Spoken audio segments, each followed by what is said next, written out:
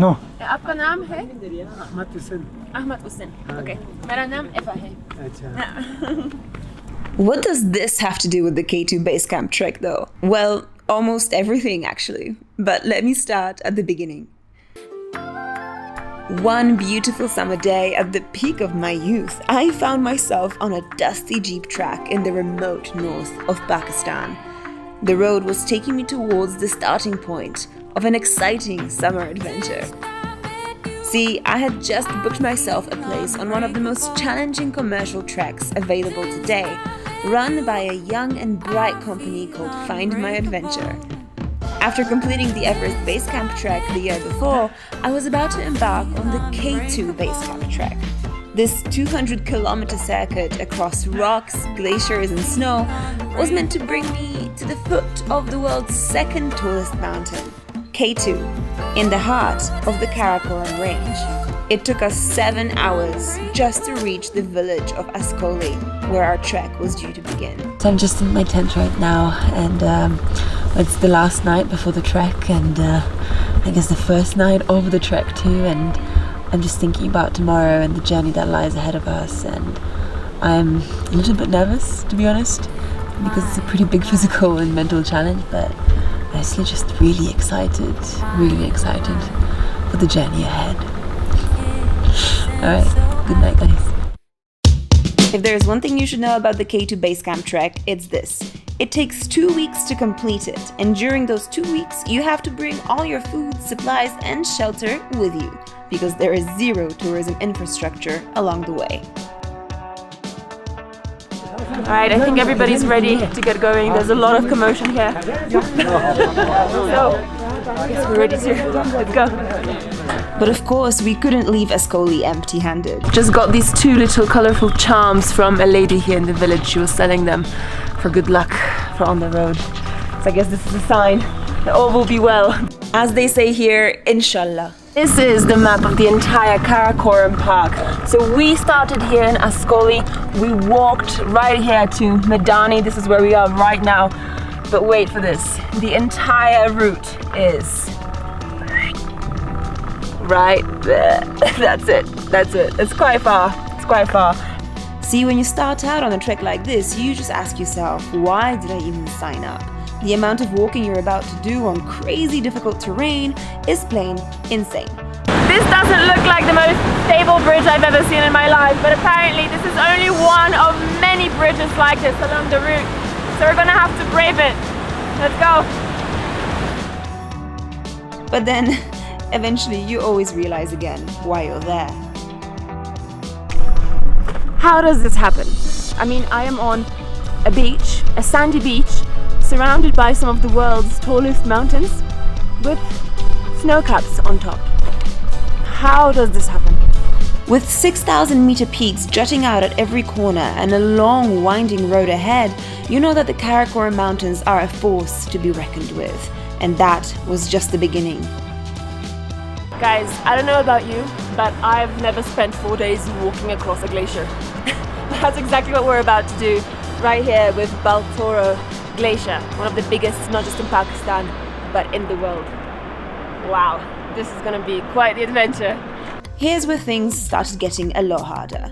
The thing about walking on a glacier is that it's a constant murderous up and down, so you're climbing up only to come down again around the next bend. And adding to the danger, just below the thin layer of rock you're stepping on, it's all slippery, endless ice. Enough about the walking though. There's one really important part of the K2 Base Camp trek that people sometimes forget about, but this is actually how we spend most of our time. I want to show you around our camp. Because you're constantly moving towards your destination, every day you stay at a different campsite. And the most common question that people ask me about that is toilets, washrooms, showers. The reality is that this is our washroom. Hey, I'm not complaining. The bedrooms. This is not a hotel kind of situation. On this trek, we sleep in tents. And yes, it does get cold and no, there is no heating. So I want to show you around my junior suite. I don't know what to call it. Let's go in. Okay, this is probably one of the most important places of the trek. This is your bedroom. This is where you get a proper full night's rest. Now, keep one thing in mind. Right now we are sleeping on a glacier. That means that right underneath this tent, it's rock and ice. So, this is a sleeping mat, makes it just a little bit more comfortable. This is a sleeping bag, the most important item you can bring on this trek. If you have a bad sleeping bag, you're gonna be freezing and probably sick. See, levels of comfort may not be super high here, but it all depends on what you see comfort as. For example, this tent right here, this is our mess tent, our communal tent where we spend pretty much our entire evenings. And this is the true meaning of comfort on this particular trek. Let's go inside. It's always warm here because of the fire and because of the cooking. And this is the place where we get chai and food. And start eating those delicious looking pakoras. This deliciousness. I mean, this is exactly what you need after a long day of trekking. And it's all thanks to Iqbal, our amazing chef, who's been feeding us incredible food throughout this entire adventure. See what I mean? Small moments that make you say thank you after long days of trekking. The true meaning of comfort is right here, within this comfort. But there is one very specific reason why us trekkers can feel cozy and comfy on this hardcore trek. These guys, the porters of Pakistan. The mountain men who carry all your equipment up the side of the mountain to 5,000 meters and beyond, 20 or 30 kilograms at a time. This could just be the hardest job in the world, and of course I wanted to give it a try.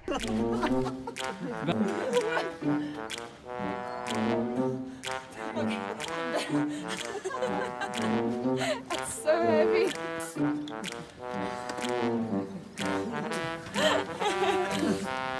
I don't get how he does it. That's crazy. The job of a porter is a really difficult job. I mean, I could barely walk with this on my back, but imagine he actually has to walk 200 kilometers.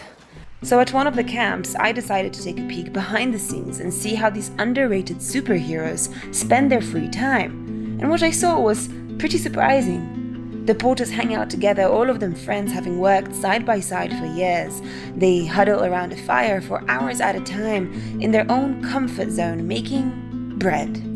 Wow, this for me? Oh, this is the typical roti that the porters here eat and make right here on this fire. Garam. It's garam, which means it's hot. Let's try. Wow, so good. Bahut acha. Amazing. Just literally fresh off the fire. Perfectly baked, hot bread, and so filling. This gives you energy for the entire day. Wow.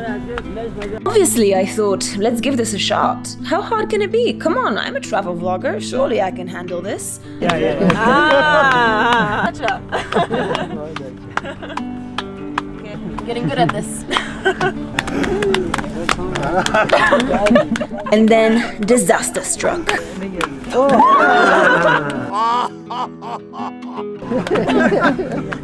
I think I'm better at eating them than actually making them, so I'll stick to that. This was just the most incredible thing. As you can see, I've eaten pretty much all the bread. But to see how the porters make their food and how they eat it and what kind of community it is, you don't get this anywhere else in the world. Only in Pakistan. Anyway, time to go back to camp. Let's go. I guess all of us on the trek have our own little comfort zones, and mine had just started to expand. I love the rotis made by the porters, but honestly, the food that we've got here in the tent is just unbelievably good. Wow.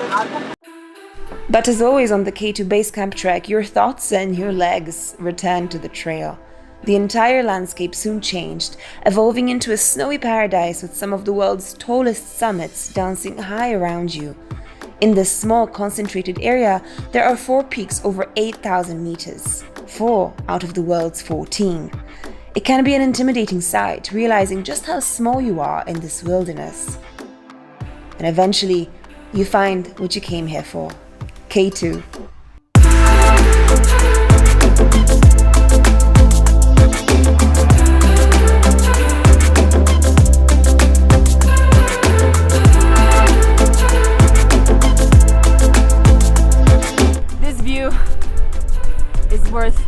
single hour that we spent suffering, trekking, hiking in the snow on the glacier.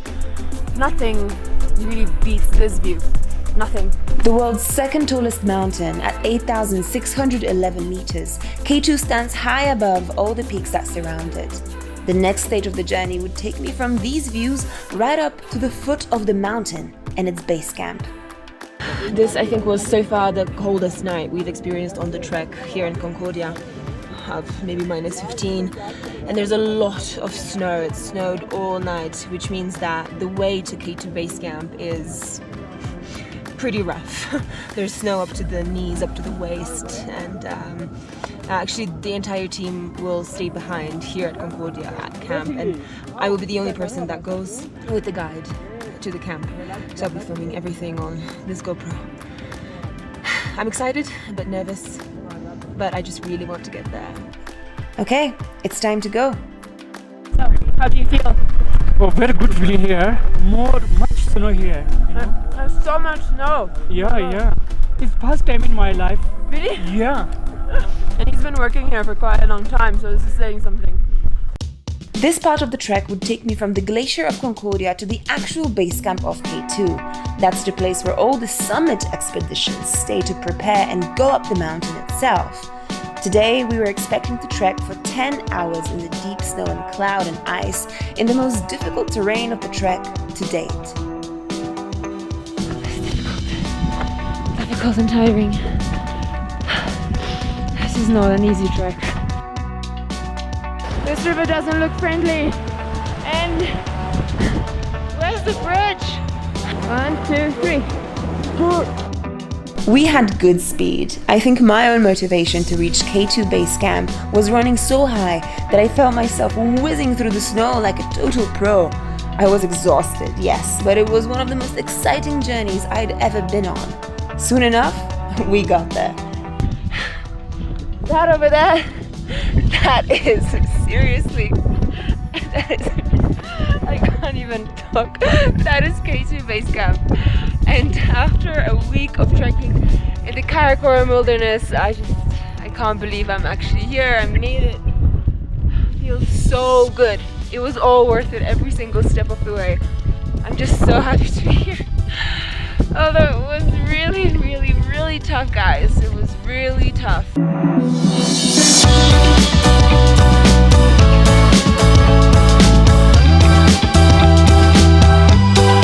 Okay, yes, we still had over 100 kilometers to go on the way back, but now that seemed like a formality. See, I made it to one of the most remote base camps in the world. Made it through some of the roughest terrain on this planet. Made it to uninhabitable altitudes, through crazy weather. Made it through thick and thin. I made it.